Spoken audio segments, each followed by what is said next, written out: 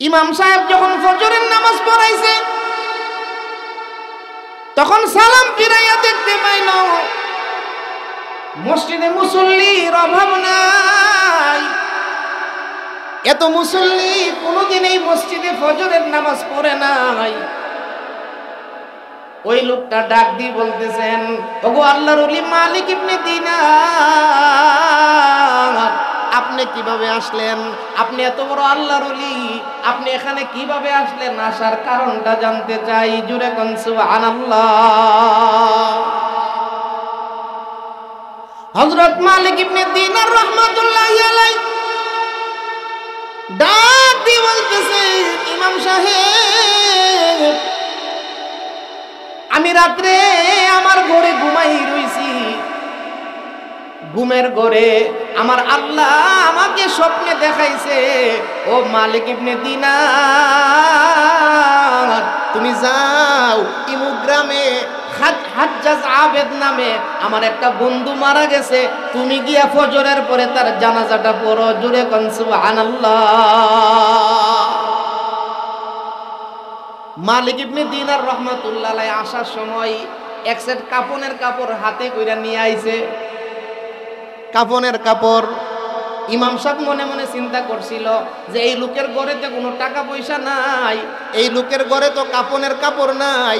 ইমাম সাহেব নিয়ত করছিল উনার দুইটা চাদর দিয়া ওই লোকের কাফনের ব্যবস্থা করবে, কিন্তু আল্লাহ রাব্বুল আলামিন হযরত মালিক ইবনে দিনারের মাধ্যমে হাজ্জাজ আবেদ রাহমাতুল্লাহ আলাইহির বাড়িতে কাফনের কাপড় পাঠাইছে। জুরে কোন সুবহানাল্লাহ।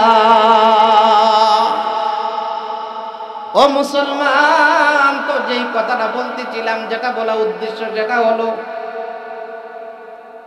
ওই লোকটার আমল ছিল বেশি বেশি কোরআন তেলাওয়াত করত।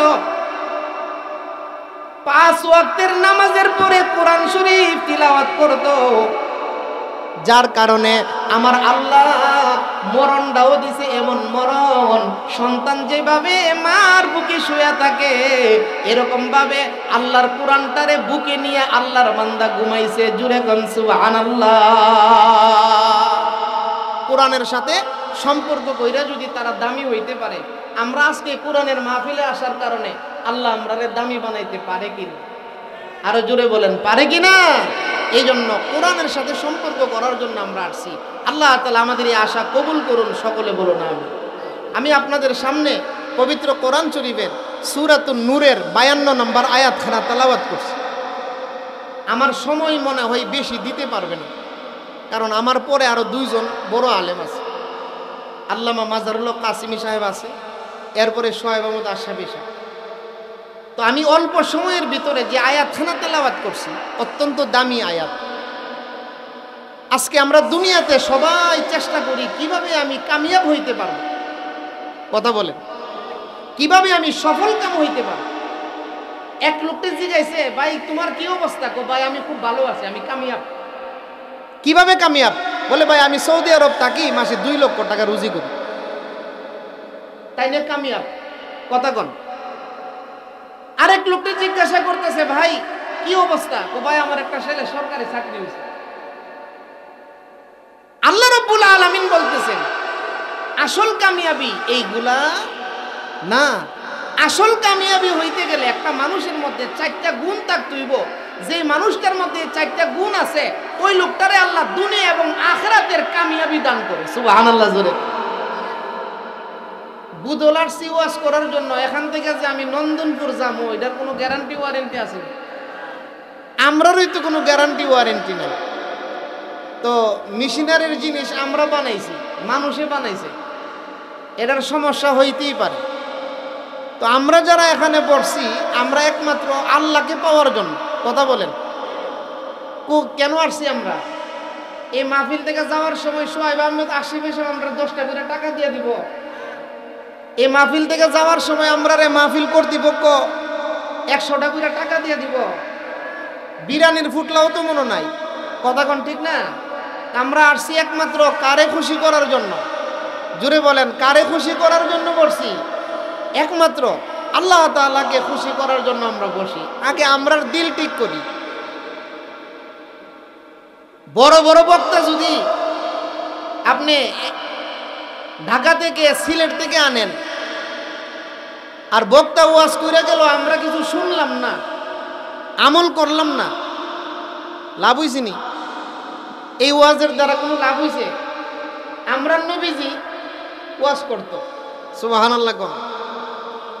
আদম আলাইহিস সালাম থেকে নিয়ে আমরা নবী পর্যন্ত সমস্ত নবী রাসূলগণ ওয়াজ করছে। আল্লাহর পয়গম্বর হযরত নূহ আলাইহিস সালাম ৯৫০ বছর পর্যন্ত ওয়াজ করছে, কিন্তু তারা যে ওয়াজ করতো তাদের ওয়াজের মধ্যে কোনো চুক্তি টুক্তি ছিল না। কথা কোন ঠিক না? যার কারণে মানুষের তাসির হইত। আমাদের ব্রাহ্মণবাড়িয়ার বড় হুজুর রহমাতুল্লাহ আলাইহি সোহেলপুরের মাঠে তাফসীর করছে, করছি কি করছে না? আজকে সোহেলপুরের তাফসীর মাঠের বরকতে আমরা যারা মৌলবী হইছি এই এলাকায়, এইগুলা বড় হুজুরের সোহেলপুরের তাফসীরের বরকত। কথা বলেন। আমাদের মুরব্বীরা তবলিগে যা, আমাদের মুরব্বীরা উলামায়ে কেরামের জবান থেকে কথা শুনে, এইগুলা শুননা যায় একটা ছেলেরে মাদ্রাসায় ভর্তি করে। কথা কোন ঠিক না? আগের বড় বড় আলেমরা, আমাদের মুরব্বীরা যখন বয়ান করত, তাদের বয়ানের দ্বারা একটা অ্যাকশন দিলের মধ্যে গিয়ে কথাগুলা লাগতো। কথা কোন? আমাদের ব্রাহ্মণবাড়িয়া মারকাজের মধ্যে যারা বয়ান করে, ব্রাহ্মণবাড়িয়া মারকাজে যারা বয়ান করে, দেখবেন বৃহস্পতিবারে মারকাজে গেলে বয়ানগুলা শুনলে কথাগুলা কলিজার মধ্যে গিয়ে লাগে। কথা কোন? মারকাজ বাদ দিলাম, বুদল গ্রামে মসজিদে তবলিগ হইছে। মনে করেন দিনাজপুর থেকে একটা জমাত আসছে, মনে করেন রাজশাহী থেকে একটা সিল্লার জমাত আইছে, যারা আইছে সবাই মূর্খ। কথা কোন?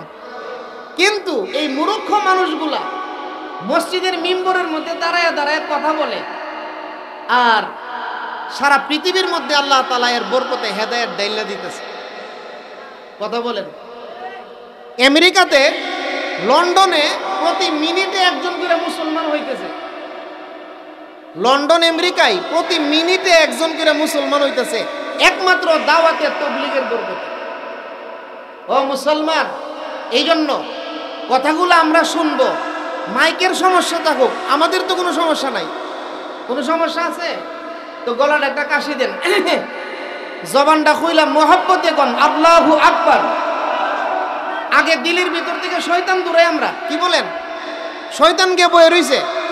বক্তা কোনটা বড় বক্তা, কোনটা ছোট বক্তা, এটা আমরা শুধু তালাশ করি। কথা কোন ঠিক না? আল্লাহর নাম বইলা আগে আমাদের কাছ থেকে শয়তান আমরা দূরাই, দেখবেন মাহফিল সব ঠিক হয়ে গেছে। পারবেন তো ইনশাআল্লাহ? বুদলের আওয়াজ দিয়া জবানটা খুইলা মহব্বতে বলেন আল্লাহু আকবার। আরো জোরে বলি আল্লাহু আকবার। কষ্ট হইতেছে আপনাদের? এখন দেখেন মাহফিল দিলে দোকানের মধ্যে মানুষ বেশি দাঁড়াই থাকে। কথা কোন ঠিক না?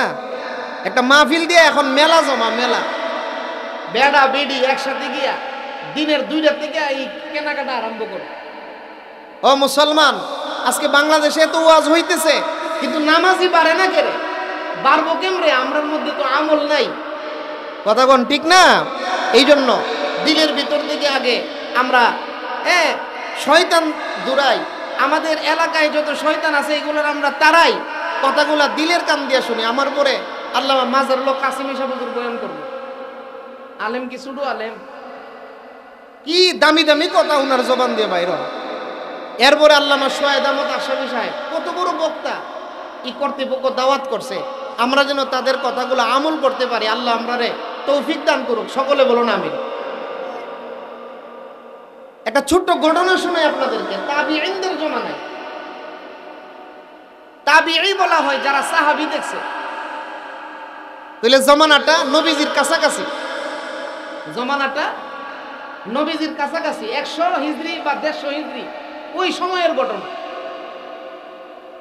এক লোক যার নাম ছিল হাজ্জাজ আবেদ রহমাতুল্লাহি আলাইহি। নামটা কি? হাজ্জাজ আবেদ। বলেন হাজ্জাজ আবেদ। একজন আবেদ আছেন, আলেম আছেন না? তাবিঈনদের জমানায় হাজ্জাজ আবেদ রহমাতুল্লাহি আলাইহি নামে একজন বুজুর্গ ছিল, আল্লাহর ওলি। উনি একদিন মসজিদে গেছে, গিজায়া ইমাম সাহেবরে কইতাছে, ভাই কথা কইেন না, আপনারা কাম শেষ হলে বয়ে যান গা। ইউটিউব গুলারে আমরা মাহফিল করার অনুমতি কিনলে দেই জানেন না? অনেক দেশ আছে যে দেশের মধ্যে ওয়াজ হয় না। কথা কন, আমেরিকা ওয়াজ হয়, আমেরিকা এইভাবে ওয়াজ হয়, লন্ডনে এইভাবে ওয়াজ হয়। আলহামদুলিল্লাহ ইউটিউব গুলার মাধ্যমে সারা পৃথিবীর মধ্যে মুসলমান যারা আছে সবাই ওয়াজগুলো শুনে। তাহলে মোটামুটি একটা লাভ আছে কিনা? আমেরিকা থেকে ফোন দে, লন্ডন থেকে ফোন দে, যে হুজুর আপনার বয়ান শুনি। এই বয়ানগুলা যে শুনে এটার দ্বারাও আল্লাহ তাআলা হেদায়েত দিতে পারে। কথা কোন ঠিক না? এই জন্য আমরা ধৈর্যের সাথে তাদেরকে একটু সুযোগ দেই। আর যেই কথাটা আমি বলতেছিলাম, হাজ্জাজ আবেদ রহমাতুল্লাহি আলাইহি উনি বিশাল বড় একজন আল্লাহর ওলি আছে। একদিন ফজরের নামাজ পড়া উনি উনার মসজিদের ইমাম সাহেবকে বলতেছে, হুজুর আমার একটা কোরআন শরীফ দেন। সুবহানাল্লাহ, জোরে কি দেন? একটু কথা কয়ে নো। আমার একটা কোরআন শরীফ দেন। হাজ্জাজ আবেদ রহমাতুল্লাহি আলাইহি ফজরের নামাজ পড়া ইমাম সাহেবের কাছে কোরআন শরীফ চাইছে, যে হুজুর একটু কোরআন শরীফটা দেন, আমি কোরআন শরীফটা লইয়া একটু বাড়িতে যাবো, আমি বাড়িতে গিয়ে এটা তেলাওয়াত করব। সুবহানাল্লাহ, জোরে। হাজ্জাজ আবেদ রাহমাতুল্লাহি আলাইহি মসজিদের ইমাম সাহেবের কাছ থেকে কোরআন শরীফ খানা লইয়া বাড়িতে যায়া আল্লাহর কোরআন তিলাওয়াত করতেছে, আল্লাহর কালাম তিলাওয়াত করতেছে। ইমাম সাহেব দেখে এই লোকটা জুহরে, আসরে, মাগরিবে, এশাই মসজিদে আসে নাই। ফজরের পরে যে কোরআন শরীফ নিছেন, কিন্তু এই লোক তো জামাত কাজা করে না। আমাদের মসজিদগুলোতে অনেক নিয়মিত মুসল্লি আছে, আছে কিনা নাই? কি মুসল্লি? নিয়মিত। কথা বল, কি মুসল্লি? আমরা সমাজে কিছু লোক আছে সপ্তাহে একদিন নামাজ পড়ে, এই লোকটা নিয়মিত, এই লোকটা নিয়মিত, তাই না? দৌড়াইছে নামাজ পড়ে। কথা কোন ঠিক না? আবার কিছু কিছু মুসল্লি আছে শুক্রবারে ও মসজিদে জানা, রমজান মাস আইলে, আছে কিনা নাই? কিছু কিছু মুসল্লি আছে ঈদের নামাজ পড়তে যা শুধু, কিছু কিছু মুসল্লি আছে শুধু জানাজা পড়ে আর কোনো নামাজ পড়ে, আছে কিনা নাই? আলহামদুলিল্লাহ আমাদের গ্রাম এলাকাতে এখনো মসজিদগুলোতে নিয়মিত মুসল্লি আছে। একজন নিয়মিত মুসল্লি যখন কোনো একটা সময়ে নামাজও না যা, ইমাম সাহেব চিন্তা করে লোকটা আইলো না কেন। কথা কি বুঝাইতে পারতেছি? ইমাম সাহেব চিন্তা করে দেখলো যে লোকটা ফজরের নামাজের পরে কোরআন শরীফটা লয়ে গেল, জোহরেও আইলো না, আসরেও আইলো না, মাগরিবেও আইলো না, এশার নামাজও আইলো না। উনার ভিতরে সন্দেহ জাগছে, উনার কোনো সমস্যা হইল নাকি। ইমাম সাহেব মুসল্লিদেরকে বড় মহব্বত করে। ইমাম সাহেব এশারের নামাজ পড়া হাঁটতে হাঁটতে ওই হাজ্জাজ আবেদ যে বেটা কোরআন শরীফ লয়ে গেছেন, এই বেটার বাড়ির দিয়ে উপস্থিত। দরজার মধ্যে গিয়া ডাক দিছে, ঘরের ভিতর থেকে কোনো আওয়াজ নাই, কোনো সারা শব্দ নাই। ইমাম সাহেবের সন্দেহ আরো বাড়ছে, এই লোক তো বাড়ি চাইরা অন্য কোথাও যাওয়ার কথা না, এই লোকটা ঘরে নাই কেন বা আওয়াজ দিতেছে না কেন? ইমাম সাহেবের দরজাটা খুলছে। আল্লাহর কুদরত। মুসলমান, মরণ তো একদিন আমরা রইব। কথা কর, মরণটা কোন অবস্থায় হইব? কাহারও মরণ হয় রাস্তাঘাট, কাহারও মরণ হয় লঞ্চ ডুববে, কাহারও মরণ হয় অ্যাক্সিডেন্ট করে, কাহারও মরণ হয় সেজদা। পার্থক্য আসেনি? কথা বলেন, পার্থক্য আসেনি? ইমাম সাহেব যখন দরজাটা খুলছে, খুইলা ছায়া দেখলো ওই হাজ্জাজ আবেদ রহমাতুল্লাহি আলাইহি গড়ে উত্তর দিকে মাথা দিয়া দক্ষিণ দিকে পাও দিয়া লম্বা হইয়া শুয়ে রইছে। কোরআন শরীফটারে মা যেমন সন্তানটা এরকম ভাবে আঞ্জা দিয়া দইরা রাখে, ওই হাজ্জাজ আবেদ রহমাতুল্লাহ আলাইহি কোরআন শরীফটারে বুকের সাথে এভাবে জড়াইয়া দইরা রাখছে। সুবহানাল্লাহ, জোরে। আল্লাহর ওলি হযরত হাজ্জাজ আবেদ রাহমাতুল্লাহি আলাইহি যখন এইভাবে কোরআন শরীফটাকে জড়াইয়া দইরা মৃত্যুবরণ করলো, ইমাম সাহেব মনে মনে চিন্তা করলো, মুসলমান হিসাবে লোকটারে গোসল দেওয়া, কাফন পরাইয়া জানাজা দেওয়া এটা আমার দায়িত্ব। এখন ইমাম সাহেব একা মানুষ, সে মনে মনে চিন্তা করতেছে আমি এখন একা মানুষ, তার গোসল করাইয়া জানাজা পড়ানো আমি একা মানুষের দ্বারা সম্ভব না। ফজরের নামাজের পরে মুসল্লিরা আইলে মুসল্লিদেরকে নিয়ে তারে কাফন দাফনের ব্যবস্থা করব। সারাটা রাত্রি ইমাম সাহেব ওই বেড়ার মাথার কাছে বসে রয়েছে। ইমাম সাহেব মনে মনে চিন্তা করল, ফজরের আজান যখন দিয়েছে আমি মসজিদে যাই, ওই লোকটার ঘরে দরজাটা লাগাইয়া ইমাম সাহেব গেছে মসজিদে, ফজরের নামাজে দাঁড়াইছে। ইমাম সাহেব নামাজটা পড়া সালাম ফিরাইয়া সাইয়া দেখে মসজিদ বইরা, বারান্দা বইরা, মানুষ রাস্তার মধ্যে দাঁড়াইছে নামাজে। জুড়ে কোন সুবহানাল্লাহ! এত মানুষ হইছে, মসজিদ পড়ছে, বারান্দা পড়ছে, রাস্তার মধ্যে গিয়ে মানুষ দাঁড়াইছে। সাধারণ মানুষ না, আমাদের মতন এরকম ছোট ছোট মৌলবী না, বড় বড় আলেম, বড় বড় আল্লাহর ওলি। তাদের মধ্যে একজন মালিক ইবনে দিনারও আছে। সুবহানাল্লাহ জোরে কোন! মালিক ইবনে দিনার, যেই মালিক ইবনে দিনার রহমাতুল্লাহ আলাইহি নৌকায় উঠছে, ভাড়া নাই, ই নাই, নৌকাওয়ালা লজ্জা দিতেছে, এই মিয়া ভাড়া ছাড়া নৌকা তুলছো করে। উনি নৌকাওয়ালার কাছে যখন লজ্জা পাইতেছে, তখন উনি নৌকার মধ্যে দাঁড়ায়া সাগরের নদীর মাছকে ডাক দিছে। সুবহানাল্লাহ জোরে কোন! মাছকে ডাক দিয়ে কইতেছে, এই মাছ, আমার পকেটে ভাড়া নাই, নৌকাওয়ালা আমারে ভাড়ার জন্য আটকাইছে, তোমরা তাড়াতাড়ি টাকা পয়সা নিয়ে আসো। সুবহানাল্লাহ জোরে কোন! আমনে আর আমি ডাক দিলে তো মনে আইব আইব। মালিক ইবনে দিনার রহমাতুল্লাহ আলাইহি নৌকার মধ্যে দাঁড়ায় মাছকে ডাক দিছে। প্রত্যেকটা মাছে একটা কইরা দিনার দিরহাম মুখের মধ্যে নিয়ে আইসা উপস্থিত। সুবহানাল্লাহ জোরে! নৌকার চতুর্পাশে হাজার হাজার মাছ এসে উপস্থিত। প্রত্যেকটা মাছের মুখের মধ্যে টাকা। মালিক ইবনে দিনার একটা টাকা নিছে, নৌকা ভাড়া যত, কয়টা নিছে? আমরা হইলে কথা কন, আমরা হইলে সব মাছ থেকে টাকা নিতাম। কথা বলেন ঠিক কিনা? আল্লাহর ওলি মালিক বিন দিনার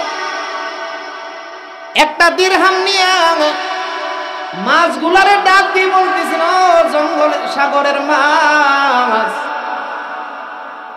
আমি যেই নৌকা ভাড়া দেওয়ার জন্য যতটুকু প্রয়োজন আমি নিয়ে গেছি, বাকিটা তোমরা চইলা যাও, আর লাগবে না। জোরে কোন সুবহানাল্লাহ! এই কারণে উনার নাম ছিল হযরত মালিক ইবনে দিনার রহমাতুল্লাহি আলাইহি। ইমাম সাহেব যখন ফজরের নামাজ পড়াইছে, তখন সালাম ফিরাইয়া দেখতে পাইল মসজিদে মুসল্লির অভাব নাই। এত মুসল্লি কোনদিন এই মসজিদে ফজরের নামাজ পড়ে নাই। ওই লোকটা ডাক দিয়ে বলতেছেন, ওগো আল্লাহর ওলি মালিক ইবনে দিনার, আপনি কিভাবে আসলেন? আপনি এত বড় আল্লাহর ওলি, আপনি এখানে কিভাবে আসলেন? আসার কারণটা জানতে চাই। জুরে কোন সুবহানাল্লাহ! হযরত মালিক ইবনে দিনার রাহমাতুল্লাহি আলাইহি ডাক দিয়ে বলতেছে, ইমাম সাহেব,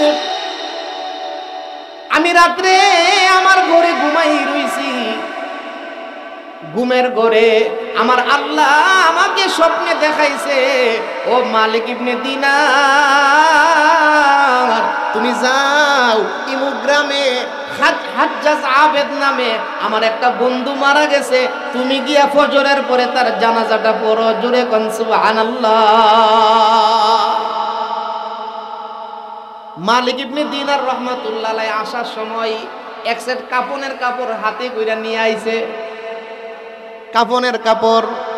ইমাম সাহেব মনে মনে চিন্তা করছিল যে এই লোকের ঘরেতে কোনো টাকা পয়সা নাই, এই লোকের ঘরে তো কাফনের কাপড় নাই। ইমাম সাহেব নিয়ত করছিল উনার দুইটা চাদর দিয়া ওই লোকের কাফনের ব্যবস্থা করবে, কিন্তু আল্লাহ রাব্বুল আলামিন হযরত মালিক ইবনে দিনারের মাধ্যমে হাজ্জাজ আবেদ রহমাতুল্লাহ আলাইহির বাড়িতে কাফনের কাপড় পাঠাইছে। জুরে কোন সুবহানাল্লাহ। ও মুসলমান, তো যেই কথাটা বলতেছিলাম, যেটা বলা উদ্দেশ্য, যেটা হলো ওই লোকটার আমল ছিল বেশি বেশি কোরআন তেলাওয়াত করত, 5 ওয়াক্তের নামাজের পরে কোরআন শরীফ তিলাওয়াত করত, যার কারণে আমার আল্লাহ মরণটাও দিছে এমন মরণ, সন্তান যেভাবে মার বুকে শুয়ে থাকে এরকম ভাবে আল্লাহর কোরআনটারে বুকে নিয়ে আল্লাহর বান্দা ঘুমাইছে। জুরে কোন সুবহানাল্লাহ। কোরআনের সাথে সম্পর্ক কইরা যদি তারা দামি হইতে পারে, আমরা আজকে কোরআনের মাহফিলে আসার কারণে আল্লাহ আমরারে দামি বানাইতে পারে কিনা? আরো জোরে বলেন, পারে কিনা? এই জন্য কোরআনের সাথে সম্পর্ক করার জন্য আমরা আসছি। আল্লাহ তাআলা আমাদের এই আশা কবুল করুন, সকলে বলুন আমিন। আমি আপনাদের সামনে পবিত্র কোরআন শরীফের সূরাতুন নূরের 52 নম্বর আয়াতখানা তেলাওয়াত করছি। আমার সময় মনে হয় বেশি দিতে পারবে না, কারণ আমার পরে আরো 2 জন বড় আলেম আছে। আল্লামা মাজারুল কাসিমি সাহেব আছে, এরপরে সোহেব আহমদ আশরাফি সাহেব। তো আমি অল্প সময়ের ভিতরে যে আয়াতখানা তেলাওয়াত করছি, অত্যন্ত দামি আয়াত। আজকে আমরা দুনিয়াতে সবাই চেষ্টা করি কিভাবে আমি কামিয়াব হইতে পারবো। কথা বলেন, কিভাবে আমি সফল কাম হইতে পারবো।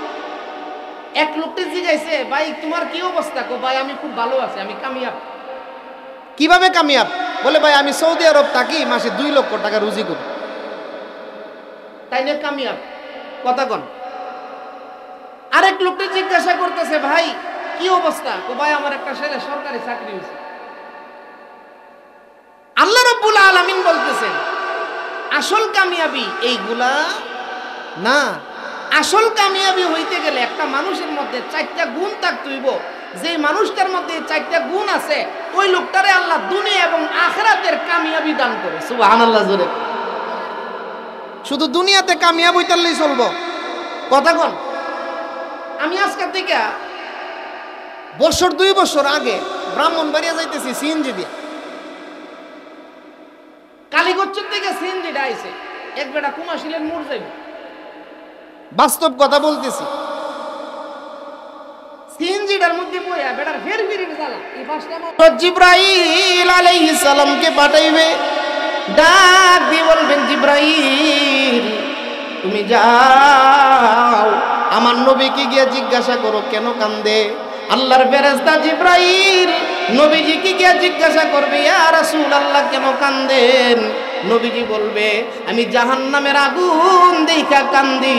তখন জিবরাইল ফেরেশতা নবীজির হাতে একটা পানির বোতল দিবে। জুরে কোন সুবহানাল্লাহ।